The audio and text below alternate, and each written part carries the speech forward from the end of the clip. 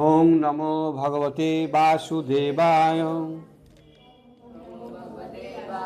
ওং নমো ভগবতে বাসুদেবায়। ওং নমো ভগবতে বাসুদেবায়। রামায়ণ সুন্দরকাণ্ড স্বর্গ 63।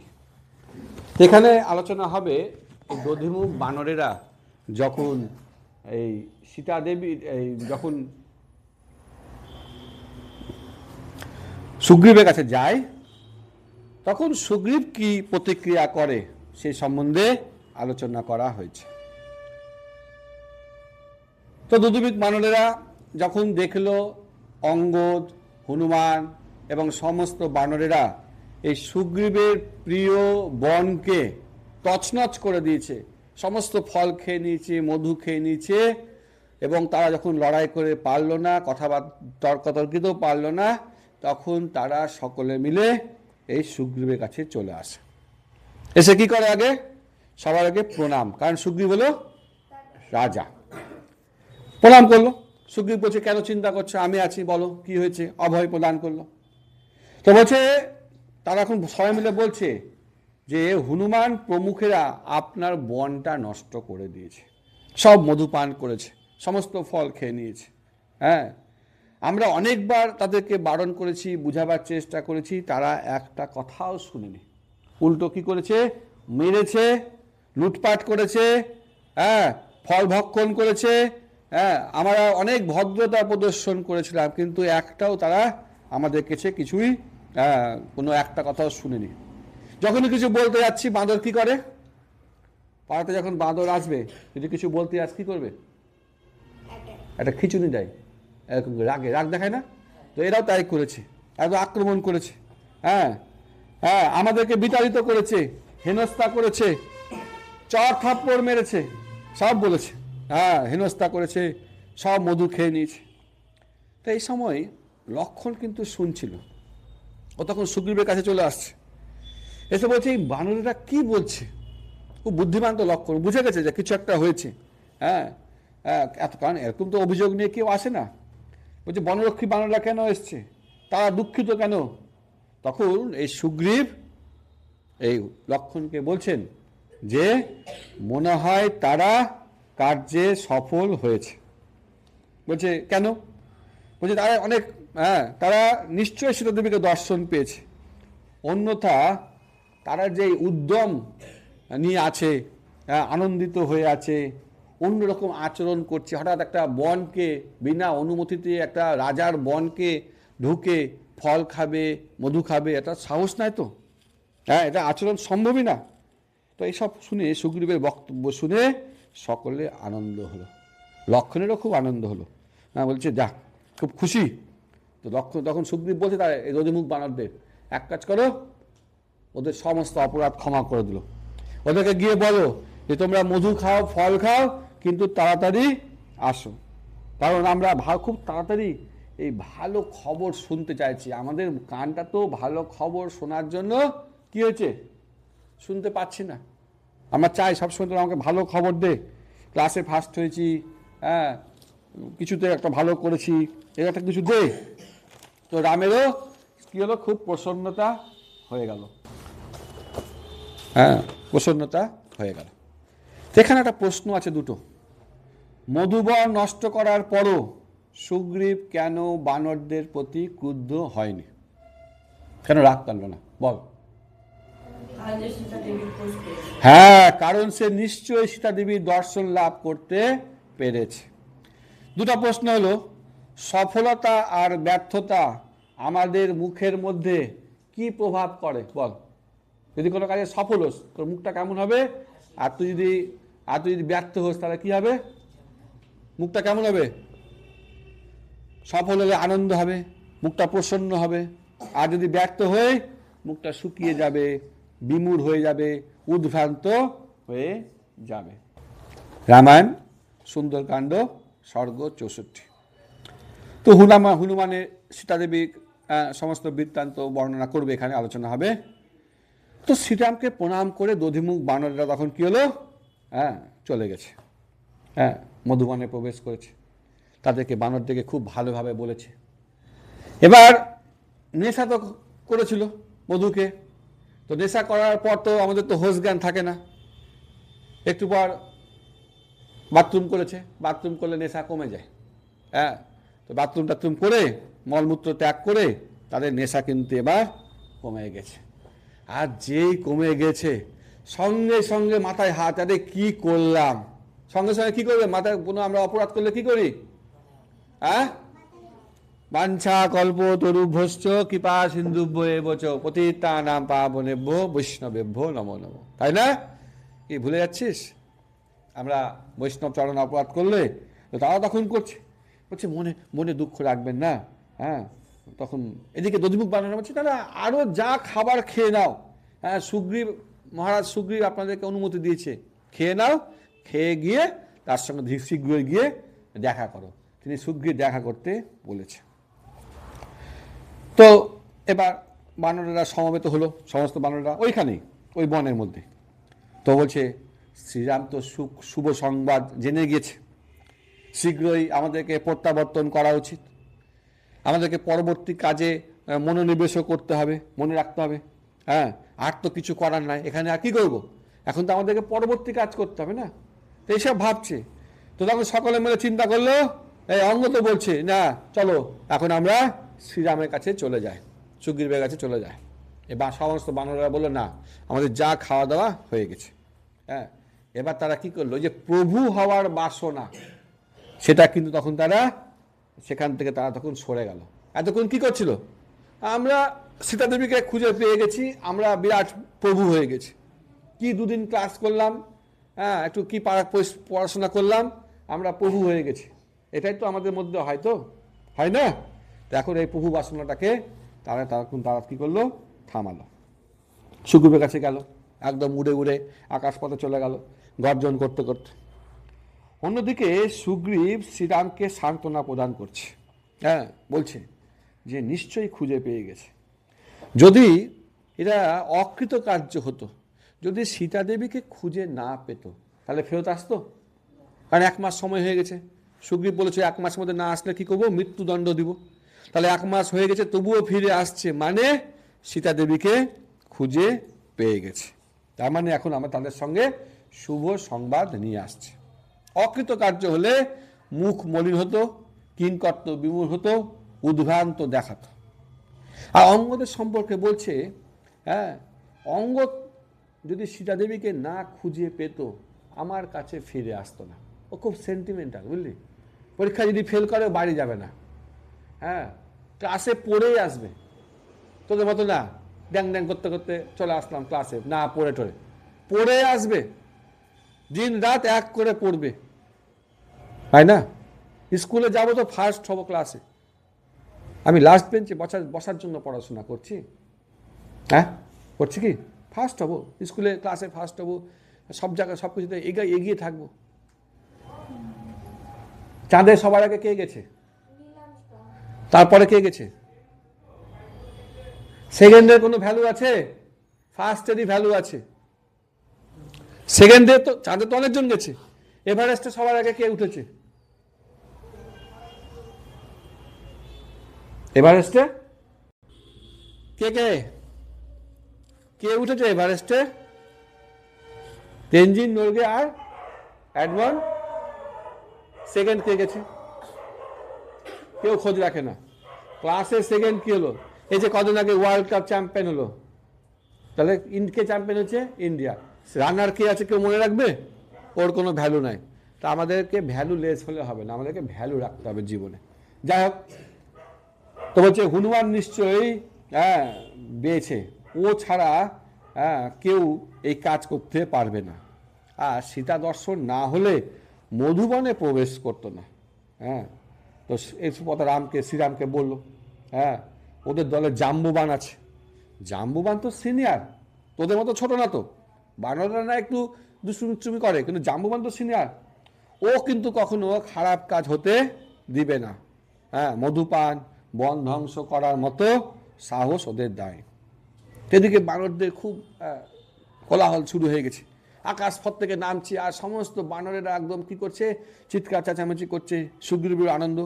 আর অঙ্গদ সবার আগে নামছে আকাশ থেকে, সামনে সঙ্গে হনুমানজিও আছে। তো সর্বপ্রথমে শ্রীরামের চরণে হনুমান এবার প্রণাম করলো, বলে কি বলছে, কাকে পেয়ে গেছি, সীতা দেবীকে পেয়ে গেছি। ব্যাস, তিনটা কথা বললো, সীতা দেবীকে পেয়ে গেছি, অক্ষত আছে, মানে ওনার কোনো কষ্ট, মানে কোনো ক্ষতি হয়নি। আর 3 নম্বর হচ্ছে তিনি এখনো পবিত্র আছে। এই কথা তিনটা খুব জীবনে দরকার। আর এই কথা শুনে রাম লক্ষ্মণের খুব আনন্দ প্রকাশ, তারা প্রসন্ন হলো। হ্যাঁ, পূর্বেই মানে রাম তো আগের থেকে জানতো যে হনুমানজি নিশ্চয়ই সফল হবে, সেজন্য তো আংটিটা কাকে দিয়েছিল, হনুমানকে। ঠিক, তো সকলে তখন হনুমানকে তখন দেখতে লাগলেন। এতক্ষণ কোনো ভ্যালু নাই, কিন্তু হঠাৎ করে যখন আমরা দেখব যে আমাদের মধ্যে ক্লাসের কেউ একজন টিভিতে রামায়ণ পাঠ করছে, এবার তোদের মধ্যে আরে এ তো আমাদের সাথে ক্লাস করতো, এখন কি করছে টিভিতে, তাহলে কি কেমন লাগবে, কেমন লাগবে, ভালো লাগবে। ঠিক, তো এখানে সেরকম কোনো প্রশ্ন নাই। রামায়ণ সুন্দরকাণ্ড সর্গ 65, এখানে হনুমানজি সীতা দেবীর সংবাদ প্রদান করবে। তো সর্বপ্রথমে শ্রীরাম লক্ষ্মণ ও সুগ্রীবকে সকলে বানরেরা প্রণাম করে। তো অঙ্গদের নেতৃত্বে সকল বানরেরা এবার বৃত্তান্ত কি ঘটনা ঘটেছে বলতে শুরু করে দিলেন। সীতা দেবী কোথায় আছে, রাবণের অন্তরপুরে। 2 মাস সময় দেওয়া হয়েছে, বেশি হাতে নাই কিন্তু সময় 2 মাস, কিন্তু কুশলে আছে, ভালো। হ্যাঁ, তো শ্রীরাম কিন্তু আরো জানার খুব আগ্রহ, ভালো করে বলো, ডিটেলস বলো, বিস্তার খবর পেয়েছে না, ভালো ভালো করে কি করছে না করছে হনুমানকে বিস্তারিত বলার জন্য তখন আগ্রহ করা হলো। হনুমান সকল সংবাদ তখন বর্ণনা করছে। আবার প্রণাম। হ্যাঁ, বলছে 100 যোজন পাড়ে গেছিলাম, 100 যোজন পার হয়ে গেছিলাম। তো রক্ষীদের পাহারায় সীতা দেবীকে দর্শন করি। উনি কিন্তু বন্দী ছিলেন, বন্দী ছিল তো কোথায়, অশোক বনে। বলছে বিশ্বাস উৎপাদনের পর তিনি সবকিছু আমাকে খুলে বলেন।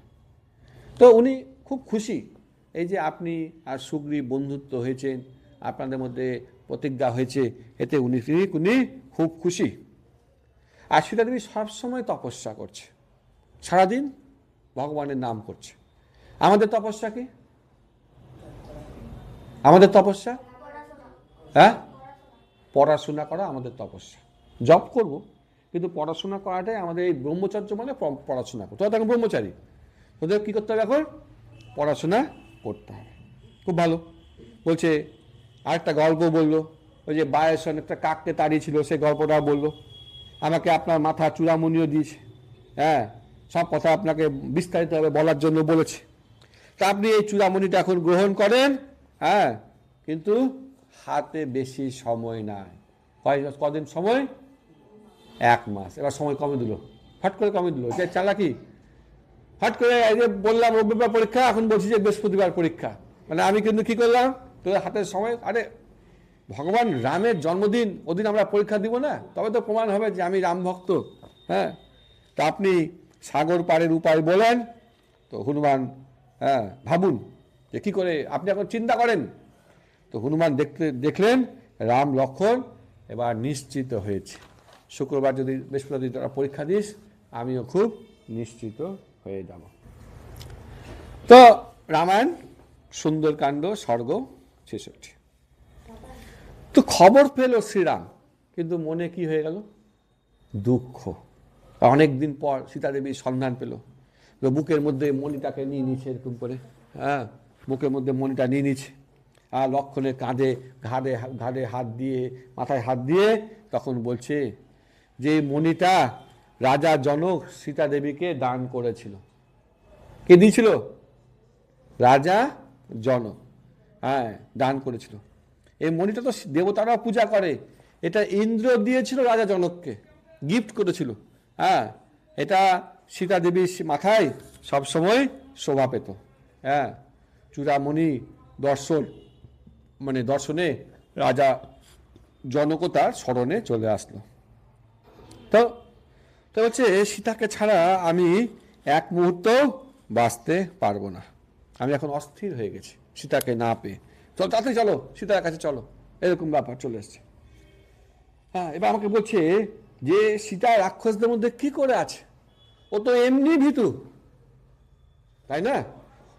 সাধারণত সীতা একটু ভয়, জঙ্গলে একটু আওয়াজ পেলেই ভয় পেয়ে যেত, আর তার কি ভাগ্যে কি জুটলো, রাক্ষসদের মধ্যে সে এখন আছে। হ্যাঁ, সে তো ভীরু প্রকৃতির। হ্যাঁ, তার মুখটা নিশ্চয়ই আগের মতো নয়। পরীক্ষার দিন আমাদের মুখটা কেমন হয় রে? হ্যাঁ, শুকিয়ে যায় না মুখটা? অঙ্ক পরীক্ষার দিন, ইংরেজি পরীক্ষার দিন শুকিয়ে যায় না মুখটা? তখন হাজার ক্রিম মাখলেও আমাদের মুখের গ্লেজ কিন্তু থাকে না। হ্যাঁ, তো সেরকম ও নিশ্চয়ই আর চন্দন বদন আর নাই, চন্দনের মতো সুন্দর। হ্যাঁ, তার মুখে আর গ্লেজ কিন্তু আর নাই।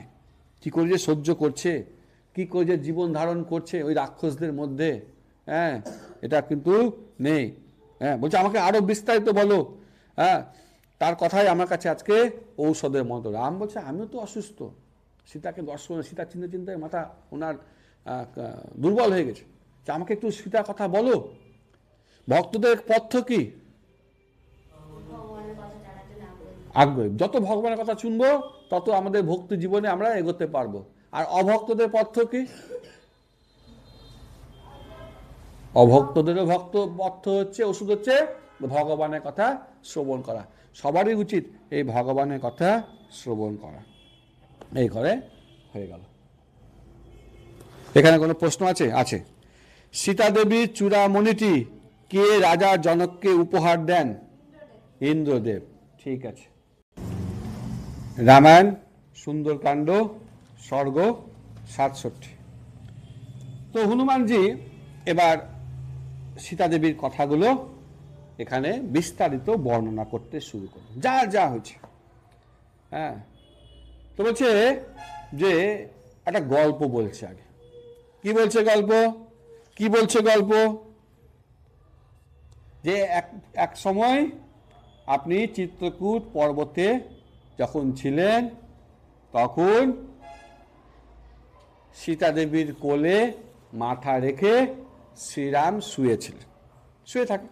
শুয়ে আছে, সীতা দেবী বসে আছে, শুয়ে আছে। একটা কাক কি করে? হ্যাঁ, কাক এসে সীতা দেবীর বুকের মধ্যে ঠোকর দেয়, কষ্ট দেয়। তা আপনি শুয়েছিলেন, তো আপনি তার কোলে যখন মাথায় শয়ন করেছিলেন, তো এতে কি হয়? সীতা দেবী ক্ষত বিক্ষত হয়ে যায়, রক্ত পড়ে। তো রক্ত যখন পড়ছিল, সেই রক্তে হয়তো স্পর্শ হয়েছে, কি হয়েছে, শ্রীরাম কিন্তু জাগ্রত হয়ে গেল, জেগে গেল। জেগে গিয়ে এবার ক্রোধ প্রকাশ করছে, প্রকাশ করছে। কি হচ্ছে? যে ক্ষত বিক্ষত হয়ে গেছে। হ্যাঁ হ্যাঁ, তখন সেই ইন্দ্রপুত্র, আসলে একটা ইন্দ্রের পুত্র ছিল, ও কাকের রূপ ধারণ করে এসেছিল। তখন সে কি করে? এই দণ্ডের সিদ্ধান্ত নেয়, এই কাকটাকে আজকে আমি শাস্তি দেব। তো কুশাসন আছে না, ঘাসের কুশ দিয়ে তৈরি করা থাকে, ওখান থেকে একটা কুশকে টেনে বের করলো, আর ওটাকে ব্রহ্মাস্ত্র তৈরি করে সেই তখন বায়ুসনকে যখন কি করলো, এই একটা ব্রহ্মাস্ত্র নিক্ষেপ করে। এখন যখন ব্রহ্মাস্ত্র নিক্ষেপ করেছে, তখন সেই কাক পালাতে শুরু করে, পালাচ্ছে। প্রথমে দেবতাদের কাছে গেছে, দেবতারা বলছে আমরা বাঁচাতে পারবো না। তারপর ব্রহ্মার কাছে গেছে, ব্রহ্মাজি বলছে আমি বাঁচাতে পারবো না। শিবজির কাছে গেছে, শিবজি বলছে আমি বাঁচাতে পারবো না। কার কাছে বাঁচাবো? ওই যার চরণে অপরাধ করেছে, মানে শ্রীরামের কাছে যাও, উনি তোমাকে বাঁচাতে পারবে। তখন সেই কাক তখন চলে আসে, এসে আপনার অর্থাৎ শ্রীরামের শরণাগত হয়। তো তখন আপনি কৃপা প্রদান করলেন, জীবন দান করলেন। কিন্তু যেহেতু ব্রহ্মাস্ত্র নিক্ষেপ হয়ে গেছে, সেই জন্য তিনি তখন কি করা হলো, তাকে তো ফেরত যাবে না, তখন একটা চোখ সেই ব্রহ্মাস্ত্র কি করে, উঠিয়ে ফেলে দেয় বিনিময়। তো তখন আপনাকে প্রণাম করে স্বর্গে, তখন সে প্রণাম করে স্বর্গে তার কাছে চলে যায়। সেই ঘটনা বলার পর এবার সীতা দেবী বলছে যে এই জগতে তো কেউ রামের সমকক্ষ নাই, দানব, গন্ধর্ব, অসুর, দেবতা কেউ রামের সাথে পারবে না। তবুও কেন শ্রীরাম এখনো যুদ্ধ করতে আসছে না? ও তো উচিত সমস্ত স্বর্গ মর্ত পাতাল সবকিছুকে ধ্বংস করে দিবে, তো এখনো উদাসীন কেন? এত কেন সময়? 10 মাস হয়ে গেল, এখনো আমাকে খোঁজ করতে আসছে না। তাহলে আমার প্রতি কি কোনো ভালোবাসা নাই? ভালোবাসা নাই, আর ইচ্ছা নাই। আচ্ছা, মানে রামের নাই ভালোবাসা কমছে, লক্ষণ কিন্তু একটু রক চটা নাই তো, একটু রেগে যায় চট করে। ও কি করছে? ওর কি রাগ হচ্ছে না? তখন এই হনুমানজি এই সীতা দেবীকে সান্ত্বনা দেয়। কি বলে দেয়? যে আমি তখন আপনার কথা বলে তাকে শান্ত করি। কি করি? বলছে না, শ্রীরাম এখন অত্যন্ত শোকগ্রস্ত, খুবই আপনি দুঃখ কষ্ট ত্যাগ করেন, খুব শীঘ্রই লঙ্কা বিজয় হবে, লঙ্কাকে ভস্মীভূত করে দিবে, সীতাকে আপনাকে ফিরিয়ে নিয়ে আসবে, আপনাকে রাজধানী নিয়ে যাবে, আপনাকে রাজমাতা রানী করবে, সমস্ত কিছু তখন বর্ণনা করা হয়। আচ্ছা, এটাও বলে আমি কিন্তু সীতা দেবীকে পিঠে করে আনতে বলেছিলাম। কোথায় করে? সীতা উঠলো কেন? উঠেনি? কোনো পরপুরুষকে উনি স্পর্শ করবেন না। ওতে চাইছেন যে উনার কিছু হোক না হোক, কিন্তু শ্রীরামের যশ যাতে হানি না হয়। নিজের জীবন, নিজের মান সম্মানের থেকে কোনটা বেশি গুরুত্বপূর্ণ? এটাই মনে রাখবি সারা জীবন। তোর থেকে বেশি গুরুত্বপূর্ণ কে? ভগবানের নাম। আমরা কখনো ভগবানের নামকে মাটিতে মিশাতে পারি না। আমাদেরকে লড়াই করতে হবে ভগবানের জন্য। এটা কে বুঝাচ্ছে? হনুমানজি কিন্তু, সীতা দেবী কিন্তু বুঝিয়ে দিলেন। তারপর আমাকে শীঘ্রই প্রত্যাবর্তন করতে বলেছেন। যাই হোক, বলেছেন যে তার যেন দুঃখে থেকে জানেন তিনি উদ্ধার হতে পারেন, এই এত দুঃখ কষ্ট থেকে, সেজন্য তিনি প্রার্থনা করেছেন।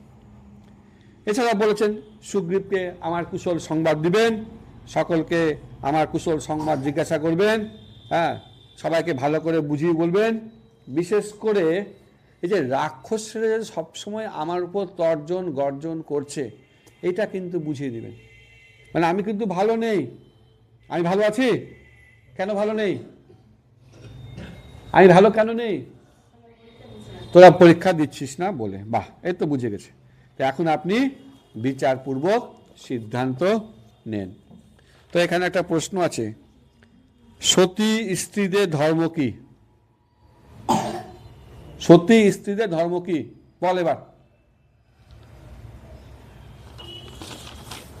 পরপুরুষকে স্পর্শ করবে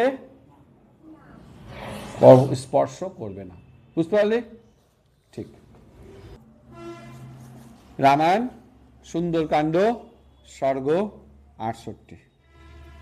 এখানে শ্রী হনুমানের সীতাদেবীর যে সন্দেহ, তা সব কি করবে? নিরসন করবে। তো সীতার মনের কথা আরো বর্ণনা করেন হনুমান। কারণ রাম শুনতে চাইছেন, শ্রীরাম সীতার সম্বন্ধে আরো জানতে চাইছেন, কি হচ্ছে ওখানে। বলছে হনুমানের সঙ্গে তার আর কিছু, তাহলে কি হবে যে এইসব কথা শুনে কিছু দুঃখটা কমবে। তো তখন বলছে সীতা দেবী বলেছিল যে হনুমানকে, যে এমন করে বলবে শ্রীরামকে আমার দুঃখের কথা, তাহলে কি হবে? তাড়াতাড়ি রাম আসে।